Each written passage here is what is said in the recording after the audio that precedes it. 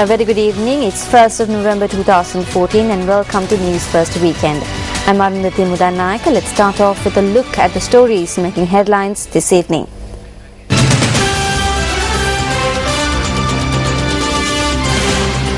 The second reading of the 2015 budget passed with a 100-vote majority. JHU notable absentee from Parliament.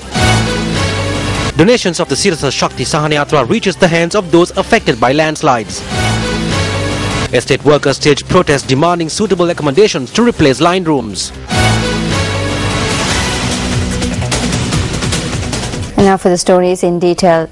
The three Sirasa Shakti Sahanayatra aid convoys which departed Colombo this morning carrying much needed relief for people who have been displaced by recent landslides and floods are nearing their final destinations and have begun distributing aid. The convoy carrying aid for victims of the Koslanda landslide in Mirebetha and people who have been displaced due to the risk of landslides journeyed via the Ratnapura-Colombo road up to Beragala. During the journey, the convoy distributed aid at the Palmadulla Divisional Secretariat, Kawatha, Andana and Hapugastana in Ratnapura to people who have been displaced due to the risk of landslides.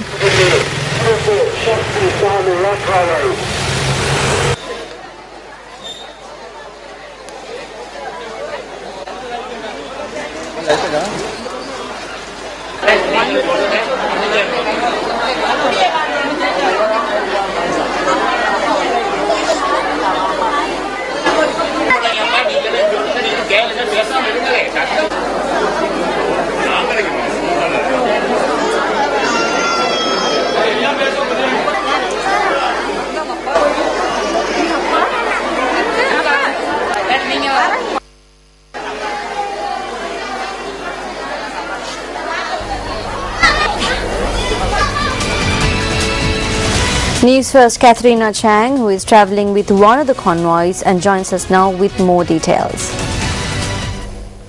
Well, I'm here at the Ganesha Tamil College at Koslanda where we finally arrived to distribute the donations given to the Sirasa Shakti Sahanayatra program. As of, there are currently 793 individuals belonging to 237 families who have sought refuge in the Ganesha Tamil College. So out of these individuals, of course, around 260 children. This will, of course, be of assistance to these people. So we would like to thank all those who provided donations for this initiative. I'm Katharina Chang from Newsfirst, reporting from Koslanda. Newsfirst Krishan Devasagayam, who is travelling with another one of the Sirasa Shakti Sahanayatra convoys, joins us now with more details. We just finished distributing the relief items at the first centre, which was at the Virandan Tamil Madhya Mahavidyalaya. At that particular centre, there were over 200 people displaced by the landslide warnings issued in the Nuwara district. Out of the 200, there were at least 50 children, some of them just newborn infants. It was a heartwarming sight seeing the smile on the faces of the people who had just received these the donations given by the Sri Lankan public towards Sirasa Shakti Sahanayatra. Just completed one particular centre. We have 4 more to go. 2 estates moving on towards Hatton, and from there onwards we are going on to Bogavantalava. It's pouring at the moment where we are. It's pouring, it's covered with mist. Visibility on the roads are very low. But we will not stop this journey until we have finished distributing the last package of donation items that we have received from the public. Stay tuned to News First as we bring you the latest updates. You could check our News First website, the News First Facebook page for pictures and videos of the distribution events that have taken place so far. And stay tuned to News First as we bring you the latest updates. I'm Krishan Devasagayam for News First. People in the Nuwara district staged protests in several locations across the district today, demanding suitable accommodation to replace the unsafe line rooms that they currently occupy. The convoy, which made its way along the Colombo-Kandy road, distributed aid in Valapane, Kodmale and Nuwara.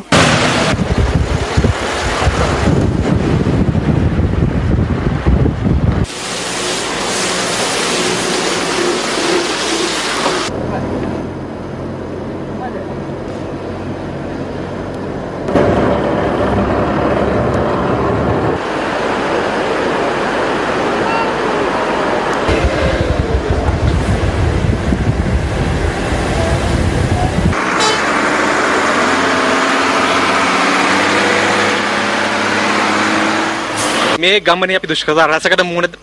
had to face a number of obstacles during our journey here because of the hazy and cold weather conditions and also the high number of lorries carrying relief. However, we managed to reach the Noor Area District Secretariat. What is happening here is that the relief items that you donated are being unloaded and now being sorted out. These relief items will be distributed to Kotmale, Walapane and surrounding areas of the Noor Area town. We have with us the Noor Area District Secretariat to tell us how these items will be distributed amongst those in need.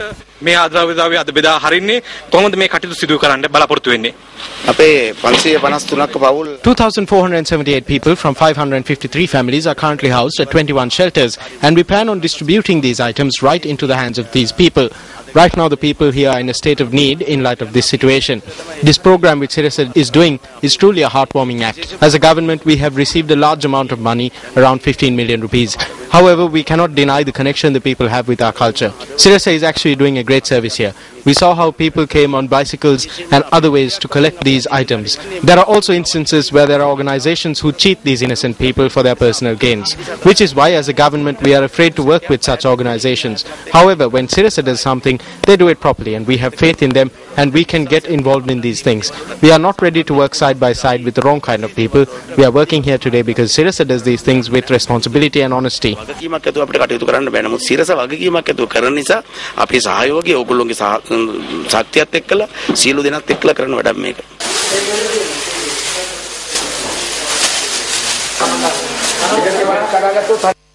Another convoy journeyed to Taldenia in Kandy.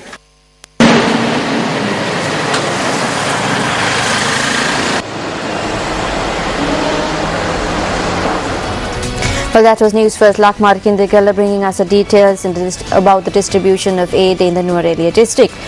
Now, people in the Noor Area district staged protests in several locations across the district today, demanding suitable accommodations to replace the unsafe line rooms that they currently occupy.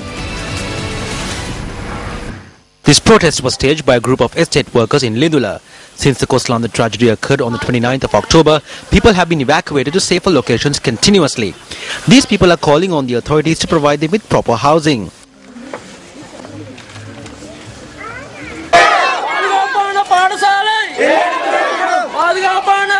We are afraid that we may face the same disaster that the people in Miriyabad faced. This government made allocations through the last budget to build 50,000 homes. That has not happened as yet. Our political leaders should take steps to assist us, casting aside political differences. We are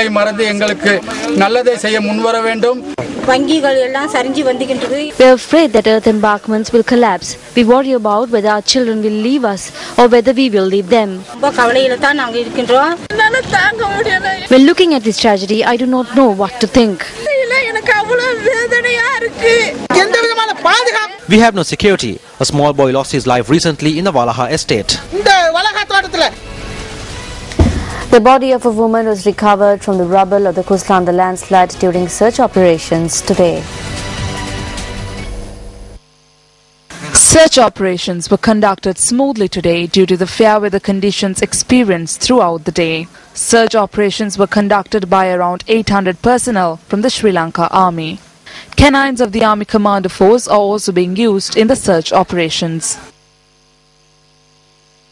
Which has a depth of about 30 to 40 feet. It's a normal condition. And right now it is covered with another layer of about 20 feet of soil. So because of the nature of the terrain and the layout, we anticipate these houses to have drifted into this ravine here. So all the debris and the bodies are buried below the surface, about 30-40 feet below. That's why we are trying to move in here and start digging along this. We remove the topsoil layer with the machines and then go manually to reach the dead bodies which are buried beneath the rubble. Of the bodies recovered from the rubble so far, one has been identified as that of a priest of the Miriyabad Hindu Kovil. Major General Mano Pereira said that the bodies of an infant and 4 women have also been recovered so far. Well, search operations got underway today as well, and security personnel here have dispatched around 10 heavy machinery to scour the land looking for bodies alive. Around 300 meters of land has been scoured upon so far to expedite the process.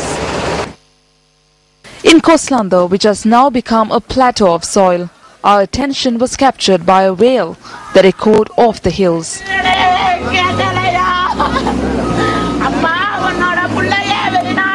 This woman left the island for Qatar just 20 days ago as a domestic aid, handing her daughter to the care of her parents in Mirebadda. She returned to the island upon hearing the news of one of the biggest landslide disasters to have struck Sri Lanka. Her daughter fortunately survived the fatal ordeal as she was in school. However, just when the thought of her daughter's survival gave her some relief, her nightmare took on a new form as she is now left with no information on her mother, father and sister.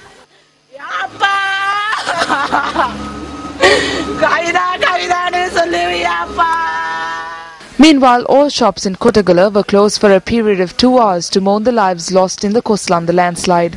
Several estate workers in Kottagala gathered in the town. Several estate workers in Nuwara also refrained from work today to mourn the victims of Koslanda.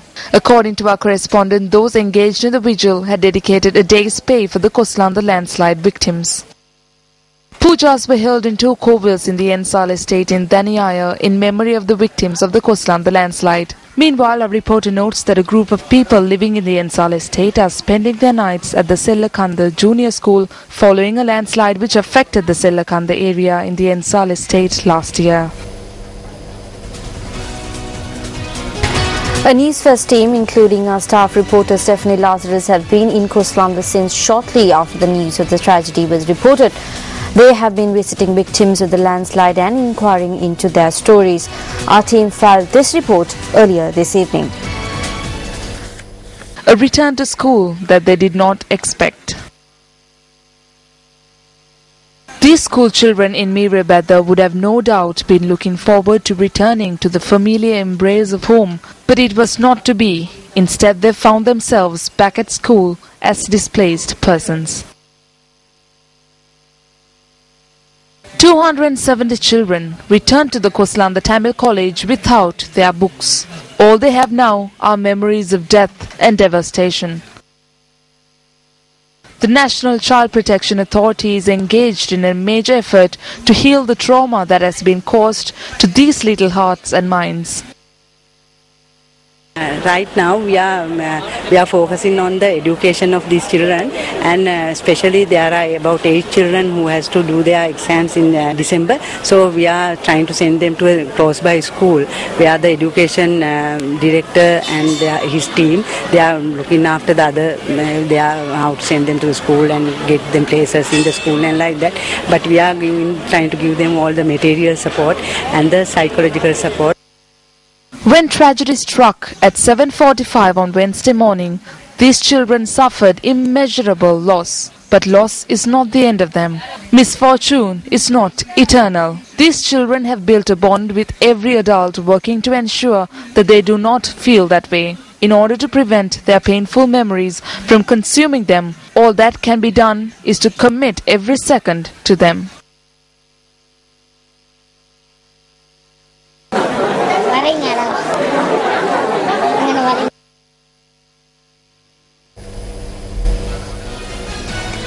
Meanwhile, the All Ceylon Hindu Congress has offered its assistance in caring for school students displaced by the landslide. In a letter addressed to President Mahinda Rajapaksa, President of the All Ceylon Hindu Congress, Kandaya Neelakandan notes that they understand that about 75 students of Haldamulla School are displaced and have been deprived of education. Noting that in 2009 too, the Congress assisted in feeding and maintaining 275 children from the one area, Neelakandan says that the All Ceylon Hindu Congress is prepared to render the same assistance to the children affected by the landslide. Once again, we extend our heartfelt gratitude and bow our heads in respect to the people of this country who mobilized within the short time frame of 24 hours and came forward at this time of need to help their fellow countrymen. Senior geologist at the landslide unit of the NBRO, Dr. Gambin Nijatis, states that the number of landslide warnings issued due to inclement weather conditions have seen a gradual decrease.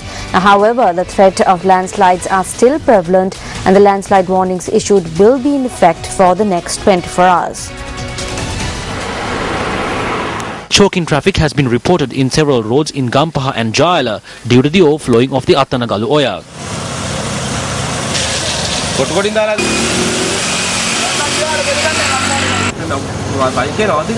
Meanwhile, the Department of Meteorology predicts a reduction in rainfall. The department adds that rains of up to 30 to 50 millimeters are also likely in some parts of the island.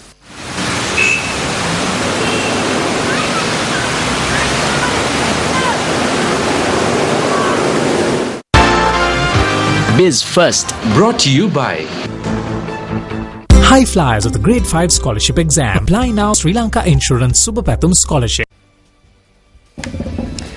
The vote on the second reading of the 2015 budget was passed in Parliament this evening with a majority of 100 votes. 157 MPs voted for, while 57 MPs voted against. Notably, members of the Jatika Hela Urumaya, a constituent party of the ruling UPFA, were absent in Parliament when the vote was called. Other constituent parties of the UPFA, including the Sri Lanka Muslim Congress, voted in favour. The UNP, JVP and TNA members voted against.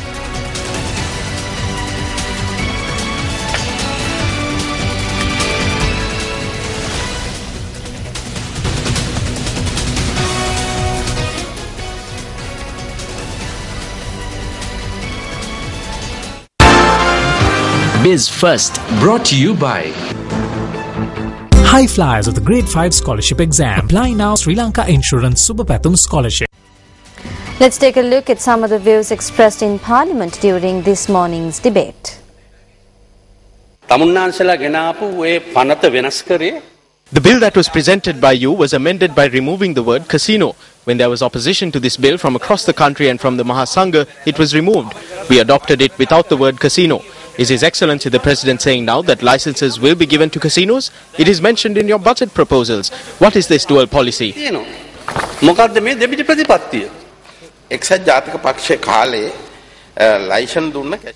the UNP government, licenses were given for 5 casinos. This budget imposes a tax on these 5 establishments.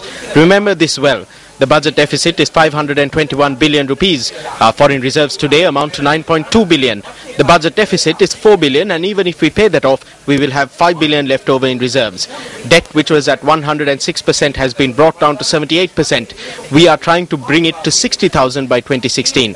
In the past 9 years, our local production, the local economy, has quadrupled.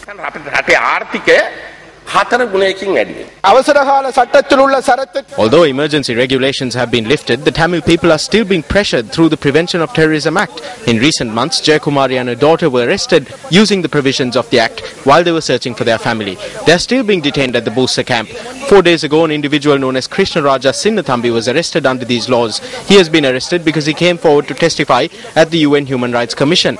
Many journalists in Jaffna are being put under immense pressure under the guise of questioning them.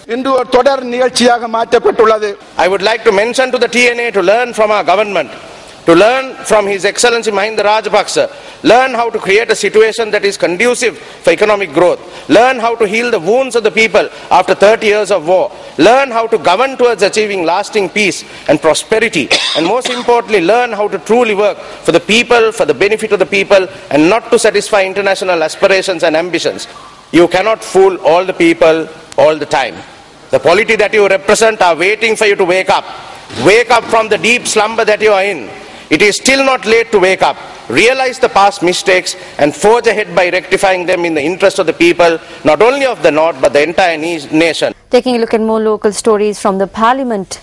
Speaking in Parliament today, JVP leader Anukumar Desanayake said that the 2015 budget is a document prepared for a specific group of people.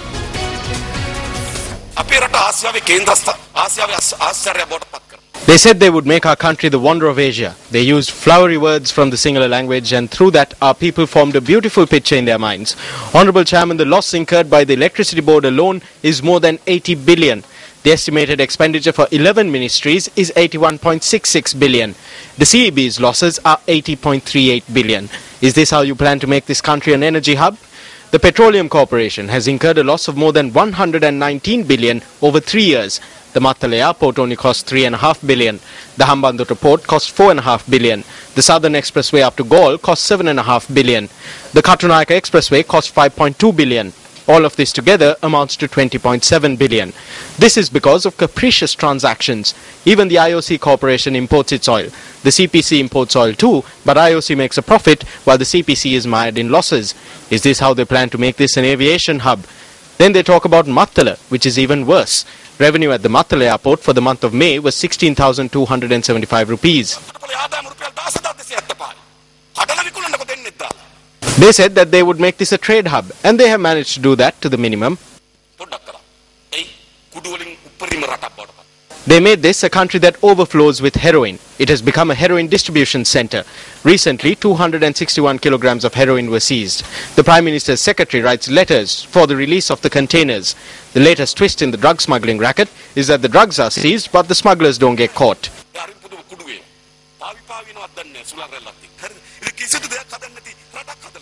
We have become a country that manufactures nothing. 100% of the paper we use is imported. We produce 90,000 metric tons of red onions, but 1/6 of the need is imported. We produce several thousand tons of chili, but 44,000 tons are imported. We are a country that manufactures nothing, and so manufacturing in the country has collapsed. They tell you beautiful phrases like Api Nagamu, Ratanagamu, Divinaguma and Gamanaguma, but the truth is that we are a country that produces nothing. By June 2014, total debt was 7,341 billion. It is more than the government's annual revenue. You have allocated 260 million to give a glass of milk each to 1 million children. Thievery has become common, and if a single minister opens his mouth, the files start coming out. We have our separate differences with Minister Champika Ranawaka, but when he attempted to take a small step forward, he was reined back in. A state that has broadened the income gap to the maximum has been established. Go to the rural villages and look at the half-constructed homes.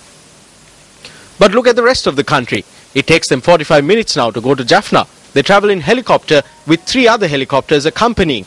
Why are they taking 3 other helicopters? I accept that when traveling on the road, you need 2 or 3 cars in case of a flat tire. But are they planning on switching helicopters mid-air?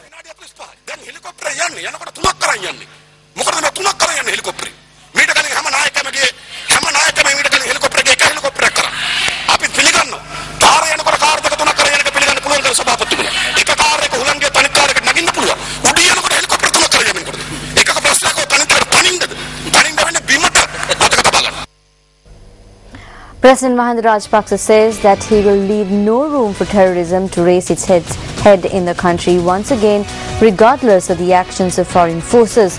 The president made this statement during an event held to declare open a housing complex for soldiers in the Puttlam district.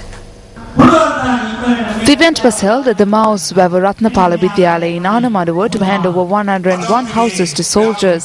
The complex has been constructed in the Puttlam district under the Api Venu and Api housing project. The presidential media unit said that this housing scheme, the 17th phase of the Api Venu and Api housing project, is an initiative of the Ministry of Defence and Urban Development. The residence of Corporal A.M. N.P. Atapathu of the Palali Air Force Base was also declared open. Thereafter, the keys of the houses were handed over to the soldiers at an event held at the Maus Ratnapala Vidyalaya in Anamaduwa. According to the presidential media unit, school equipment for the children of soldiers as well as household equipment were donated. Through foreign intervention, we were stopped from winning the war. There were various reasons shown like this. We were affected as well. So we had to decide if what is important is the future of our people and children and the right to life, or do we succumb to the threats posed by other forces and eternally live in fear and let them tear down our country into little pieces. We had to take this decision and we took it. We need to have the strength to appreciate the service rendered to us by our soldiers.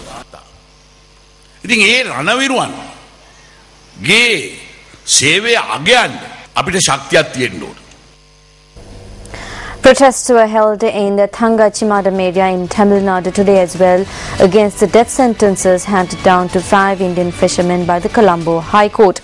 The demonstrators demanded that the death sentence on the Tamil Nadu fishermen be suspended and also demanded the release of 24 fishermen and 82 fishing trawlers detained by the Sri Lankan authorities.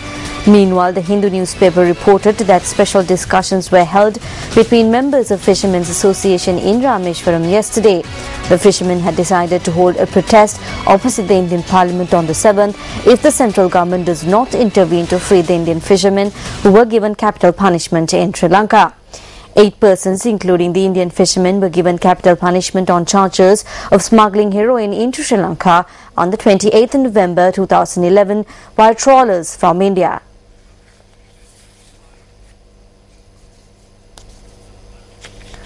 One person was killed and 3 others were injured when the wall of a building in Trincomalee collapsed. The victims were residents of the Singhapura area in Trincomalee. The police said that the incident occurred when the group were trying to demolish an old building in the area. The deceased, aged 21, died upon admission to the Trincomalee hospital, while the others are receiving treatment.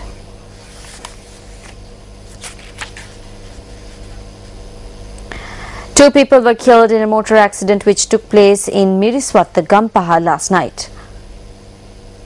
The police media unit said the accident was the result of a collision between a 3-wheeler and a lorry. I heard a loud noise at around 10. I came running and saw 4 people lying on the floor. 2 of them seemed lifeless. Those who were around came and took them to hospital. The deceased have been identified as 2 brothers from the Vanathavatha area in Gampaha.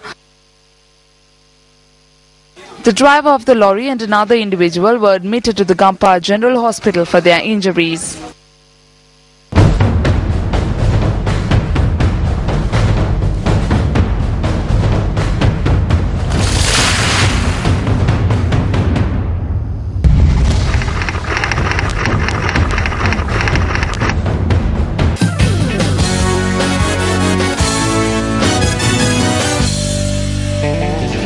Moving on to sports news now. Sri Lanka A defeated West Indies A by 6 runs according to the Duckworth-Lewis method today in the first unofficial one-day international played at the Rangidi Dambuli International Stadium. Now winning the toss, when West Indies A opted to give the first lease of the wicket to Sri Lanka A. The Lankans posted a total of 245 for 8 in their allotted 50 overs. Skipper Lahiru Thirumanna top scored for the home side with 74, while Dinesh Chandimal scored 60. Tilna Kandambi remained unbeaten at the crease with a quick-fire 58 of 40 deliveries. However, rain interrupted play, forcing the officials to revise the target of 246 set by the Lankans to 78 for the West Indies in 20 overs. West Indies was 71 for 2 when rain interrupted play, giving the Lankans a 6-wicket win according to the Duckworth-Lewis method.